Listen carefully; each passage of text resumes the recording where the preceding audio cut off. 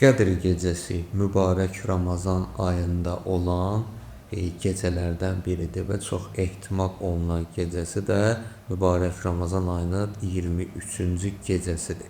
Qədr gecəsi Qurani-Kərimdə iki surədə əsas qeyd olunub. Biri Qədr surəsindədir ki, İnna ənzəlnahu fi leylətil qədr. Biz onu Qədr gecəsində nazil elədik, yəni Qurani-Kərimi. Və mə ədrakə mə leylətul qədr. Sən hardan biləsən, nə biləsən ki, Qədr gecəsi nədir? Leylətul qədri xayrun min əlfi şəhr.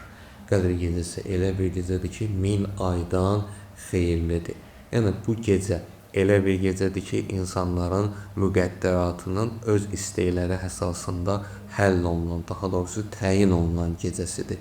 Bu gecə duaların qəbul olduğu gecədir. Bu gecə ehya saxlanılması yaxşı olan bir gecədir.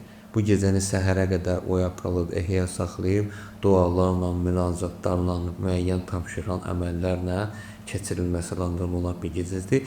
Ümumiyyətlə bu gecənin mahiyyəti ondan ibarətdir ki, insan bu gecədə öz Rəbbindən, öz Allahından bir illik müqəddəratını, taleyini necə olmasını istəməsi və təyin eləməsi olan bir gecədir.